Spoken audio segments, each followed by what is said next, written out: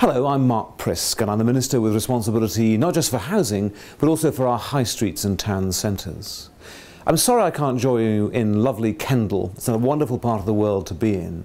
But I did want to have this opportunity to say to you why I really do value the role of market towns. It's pretty tough on the high street at the moment, whether you're in retailing or trying to make your town centre thrive. And we've seen that actually it's the businesses who are going that extra mile to help to attract new customers are the ones who are succeeding. And in a sense, it's the same story for our towns, whatever size a town you might represent. It's important that we think about where our strengths lie in a community and what it is that is a unique selling point in your own community so that you can then promote that and attract people to come and see your market town and what it has to offer. I'd like to say a big thank you to Mary Portas for the wonderful work she's done with her review and bringing that verve and leadership in making sure that we establish the 27 pilots we have up and running. I think civic leadership is a really important part of how we revive our towns, and that's both for the local businesses but also for our local authority and other civic leaders. So the pilots are very important as we develop a broader community of effective town teams.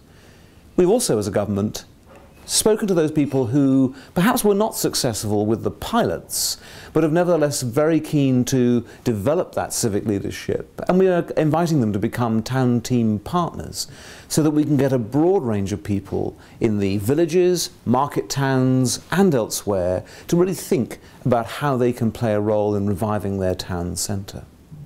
Now, I know many of you are concerned about the question of business rates, and I understand. I'm a chartered surveyor by profession. I recognise that business rates are a fixed overhead, and in good times and bad, it's the same charge, and that can be very punitive when times are difficult. Now, as a government, we recognise this right from the start. It's why we've doubled the threshold and extended the period of that doubling for the smallest business rate relief. It's been a real help. In fact, it's managed to help several 100,000 of the smaller businesses, including many shops, actually be able to cope in this very difficult trading period. And what we've then gone to do further is to give our local authorities much greater discretion about how they can then help to make sure there are effective discounts for business rates in your locality.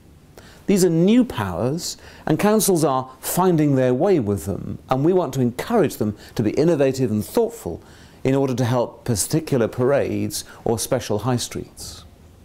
There's a couple of other things I want to mention to you as well. First of all, we've been looking at those shopping parades that have perhaps struggled in difficult times. We've done some research and come up with some ideas as part of that process. And I'd encourage all of you to have a look at Parades You Can Be Proud Of, which is a report that's on the department's website.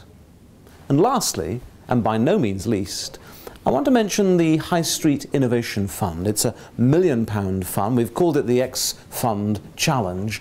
And what it's really about is saying to town centres, small and medium and large, actually, we'd like you to think bold, to be innovative, to be different, and ensure that you come forward with your ideas as to how you might be able to tap into that fund. I'm pleased to say that the applications were opened in August, and we'll find that in fact the applications are closed in December the 6th. So do have a look at that fund. It offers market towns especially an opportunity to be able to think big and be bold. I hope you have an excellent conference and look forward to meeting many of you in the coming year.